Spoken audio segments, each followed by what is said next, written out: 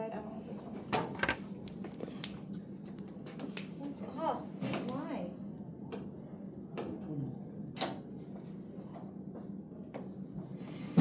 These are rational functions. All rational functions have what? Asymptotes? Asymptotes. Where is the asymptote for this one? At the x-axis.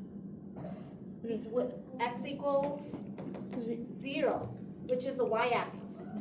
We don't care about the horizontal asymptote. We only care about the vertical one. So when I have to integrate between the bounds, which is -1 to 1, you see there is an asymptote in the middle. Yeah. We can't do that because it is not continuous from the -1 to the 1 interval. Okay. Now that you have learned this, it is your responsibility to always check to see if the function is continuous. Regardless of if it's a tangent, it is, for example, tangent will always, there might be asymptotes for tangent functions. So you have to actually check every single time, especially when you have rational functions, to see if it is a continuous function. If not, then you have to go to this method. What is? You're gonna make What are you? Huh? Are you okay? Did you shower in the morning? Yeah, look at my hands. You're not supposed to wash your hair every day. Oh. Okay. Anyways, did you write this down? Okay. This one has a vertical asymptote, so we can do it normal way. And this one, the bound is infinity, so we can do it the normal way. Okay. What problem is that? It's not there. Sometimes you can evaluate, sometimes you cannot actually evaluate at all. Evaluate means you will have a numerical answer. Sometimes you will not have a numerical answer. Okay? This is where calculus 2 is very, very helpful.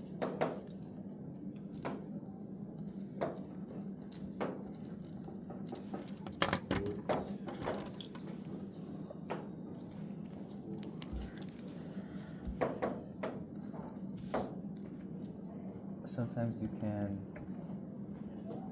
evaluate and sometimes not. Perfect. Okay. In the box, that is what you are going to memorize. I won't give you a cheat sheet for that. There is no cheat sheet for that. If f of x is continuous on the interval a through infinity, a is some number.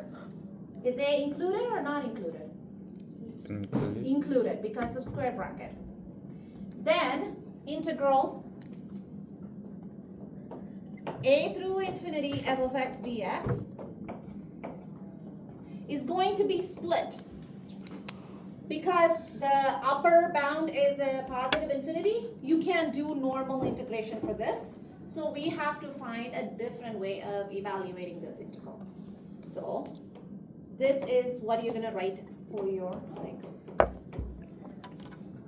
So what we're going to do is we are going to use limits to figure out how to do this. So limit t approaches infinity. Now what is t? Some number. But let's not worry about that, okay? It's some variable that is not actually a. T is approaching infinity.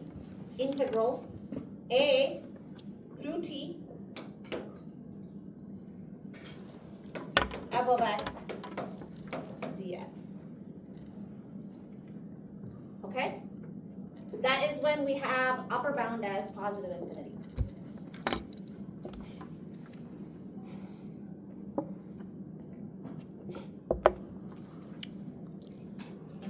Now, this is for a through infinity. If f of x, so the next sentence, if f of x is continuous on negative infinity through b, where b is included, then the integral negative infinity to b, b is some random number, remember, these are all numbers except for the infinity, f of x dx equals, again, we can integrate this normally because one of our bounds is an infinity. So then we are going to do the same thing like we did here. Now this time limit t will approach negative infinity. Integral t to b above x dx.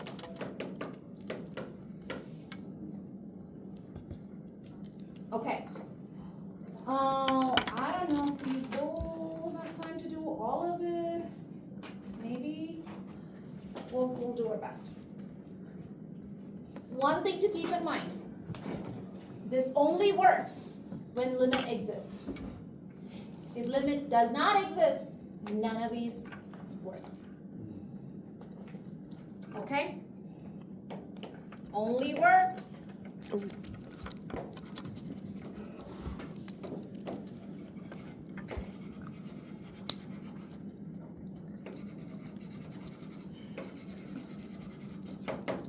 Jeez.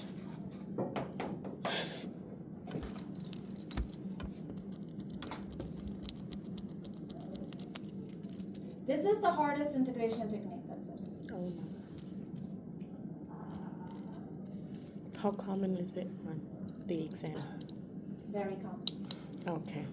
Thanks. I hide it inside other integrals and you will be fooled. Wow, I just looked Oh, at so that's I've done it like a million times. Okay, here is a very straightforward example for question 1. Do you see question 1? Yeah. That's a rational function. We only see the rational function for the first quadrant. You see that? Only the first quadrant. We only see the first quadrant. The rest doesn't matter because we are finding the area from where? 1 through infinity. Yep. 1 is a definite number. Infinity is not a definite number. That's why it's called improper integral. Yeah. Do we have to also graph on like the exam? No. Okay. The next top unit when we do the next module, that's when you will have to rely on your calculator for graphs. We will do a lot of graphs. But right now, Lord. I will tell you, children, Calc 2 is purely procedural. Meaning? What's that mean? Yeah. You know how in Calc 1 there is a lot of concepts that you have to understand, like, oh, what does even limit mean? What does derivative mean? Calc 2, there are some concepts, but it's purely procedural, like steps after steps after steps. If you see No this, wonder you have one to question do this. If takes you see a this, whole you have to do page. this. Okay. Question 1.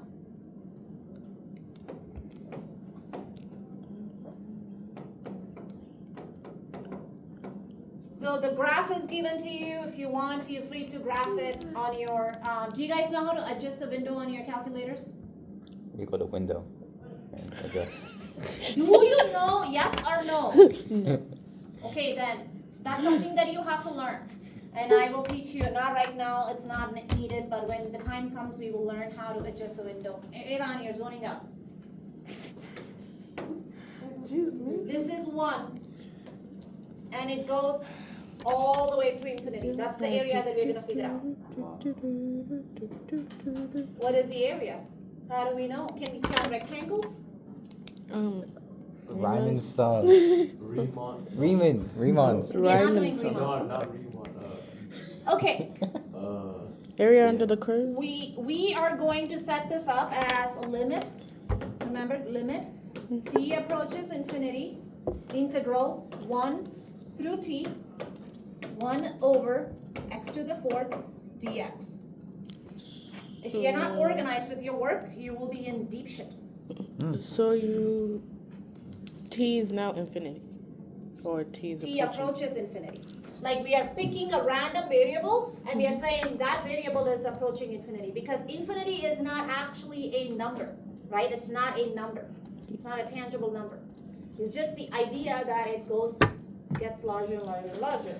So, but we need a tangible thing to find the integral. So what we did is we replaced that infinity with some variable. It doesn't have to be t, it could be anything, I just picked t.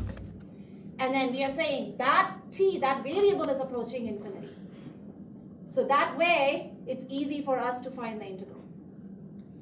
Okay. What is the antiderivative of 1 over x to the 4th? And then x to the 4th. And did you just say ln? No. It can't be a limit. It's not ln. gonna Oh, be because it's one. to the power of. Yes, rewrite it as x to the negative 4. Mm.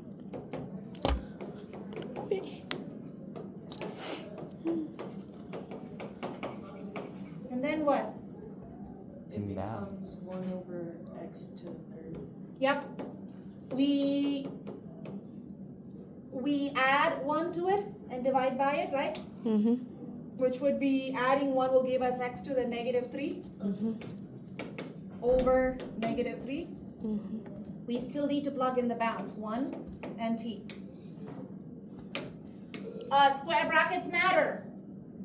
If you feel like, oh, I don't want to do those, then you'll be wrong. You'll get confused.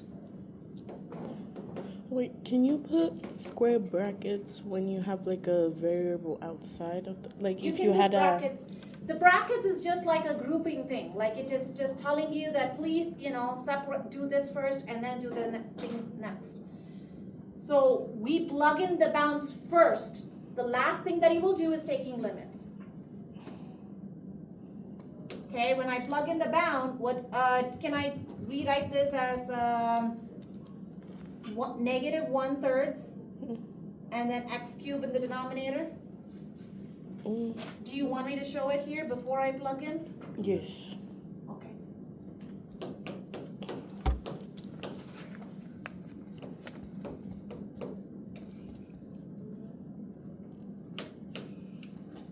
Avoid putting negative in the denominator as much as you can because it's just, there's nothing wrong. Mathematically, it's not wrong. It's hard to figure things out then. Okay, now I'm gonna get ready to plug in my bounds. T cubed instead of x minus, this is negative 1/3, right? 1 cubed is just 1, so it's negative 1/3.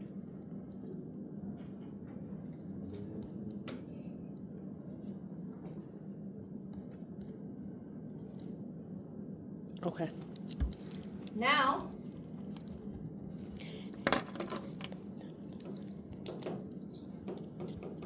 if you forgot limits, you need to actually go review limits at infinity. Because I won't be plugging in things and showing you how to do those. You got actually, the next module that we'll be doing involves a lot of limits.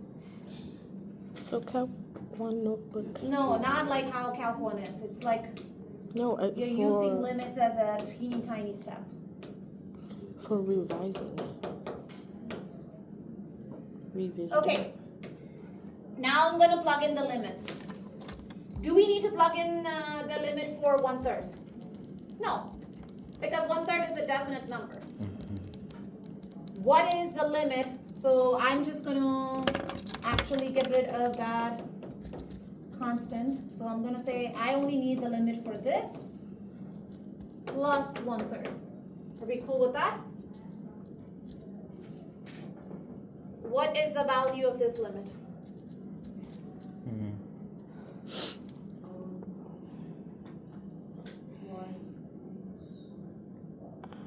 It's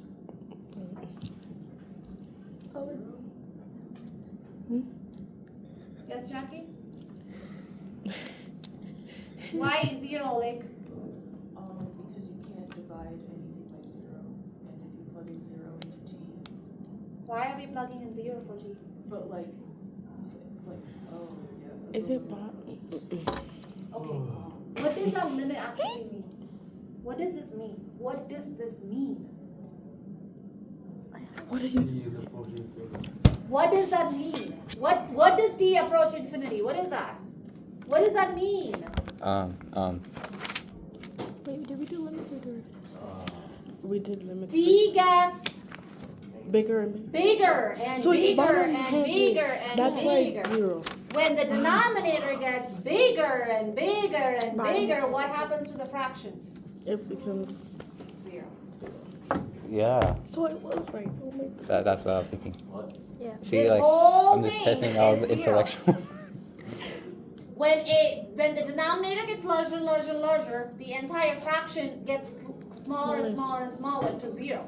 At one point, it will be 0, but not exactly 0, but 0.000000000 whatever. Just bottom maybe. Why is she asking questions? It doesn't. That's why we use limit. Questions, David. Yes. Okay, so the answer to this integral is 1/3.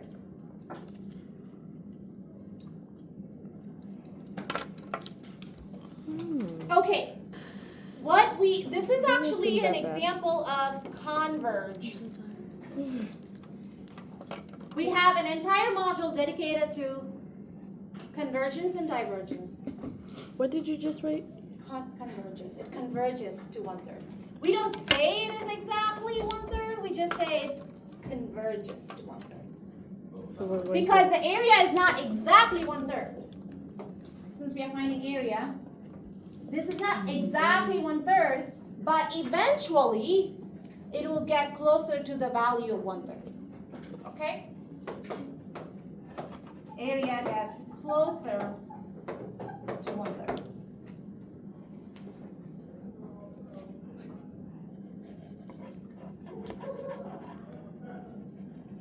Okay. So if the limit exists, the improper integral is said to converge. The little fill in the blanks that you need to write. If the limit exists, the improper integral is said to converge. Because right now the limit did exist. And the area converged. If the limit does not exist, the integral is said to diverge. Are you writing it down? No. If it exists, the area converges. It is said to converge. If the limit does not exist, the integral is said to diverge. Like I said, in the next module, not next, but the next to next module, we have an entire module dedicated to testing for convergence and divergence. Wow. Diverge. This is an example of a converging example. Now let's look at number 2. I hope you guys are paying attention. I have I a know why feeling there's it's so gonna hard be to like 1.3. Okay, They shouldn't be happy. It's If because you they're look not at- in calc. if you look at question 1 and question 2, the bounds are the same and the graphs are the same, aren't they? Because both are rational functions. They both have the same asymptotes. We cannot assume from the graph that this is also going to converge.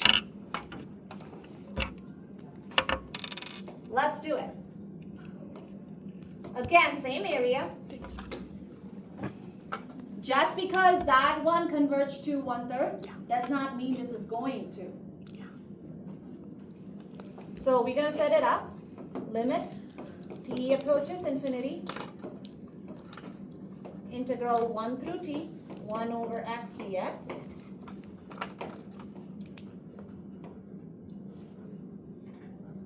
Okay, now tell me, what's the antiderivative of 1 over x? Ln x. So I'm going to put the square bracket. Ln absolute value is important. 1 through infinity, close the square bracket.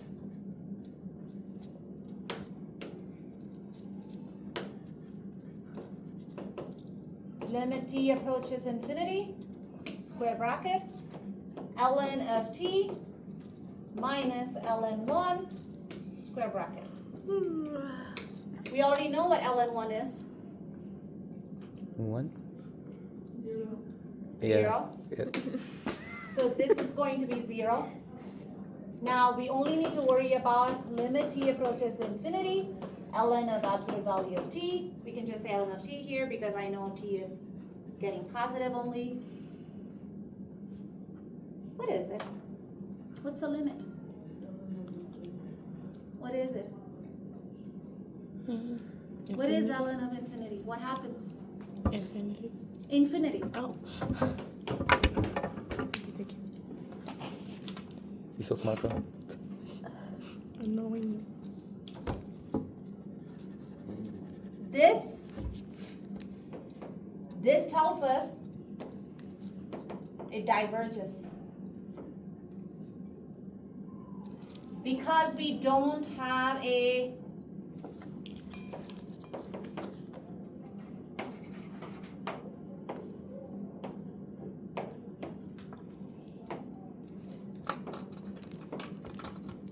specific number.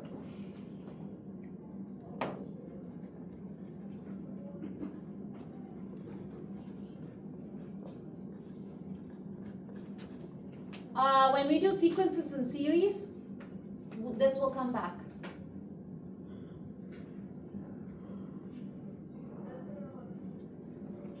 Okay, so improper integral on the very bottom, you see improper integral, a little bit of like a teeny tiny notes where it says 1 through infinity, 1 over x to the p dx.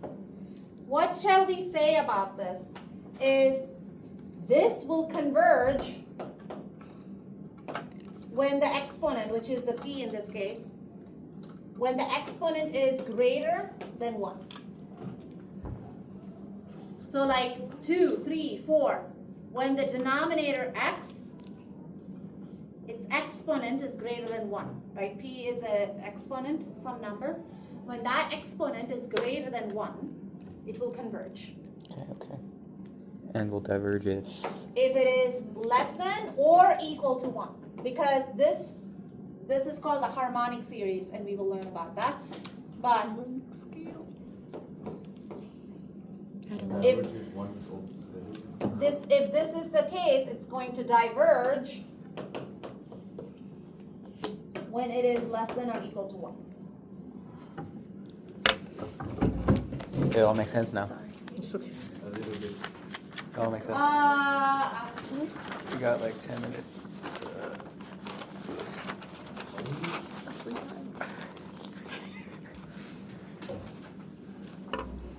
I'm gonna get a break here. Let's do this tomorrow. Okay. Miss, the new grade, was it from the portfolio or the quiz? Huh? The new grade. The portfolio, I haven't graded it. Okay. Bless you. Bless you. Mine or a king. Yeah. Wait. Okay. I'm good. So far. I think you can do question 1, 2, like the practice problems. 1, 2, Jackie. 3. It's okay. We can So this do one 1, will 2, 3. this one will diverge or converge, Yeah, because it's greater than. Okay, I'm not asking you and then this one. whether it converges or diverges. Yes. You're not in elementary school. I need an actual answer. Yes, a question. For number 2, do we have to complete the square first? For the Why would you complete the square? Never mind. But you are right. Oh. Not completing the square, but it's a different technique. Factor? No, Uh, we never factor. Oh, hi. uh, Oh, we do factor, actually. so I'm. Partial fractions. Excuse me? Linear partial fractions, a paper that someone stole from me and never gave it back to me. No, I did not steal nothing. Galila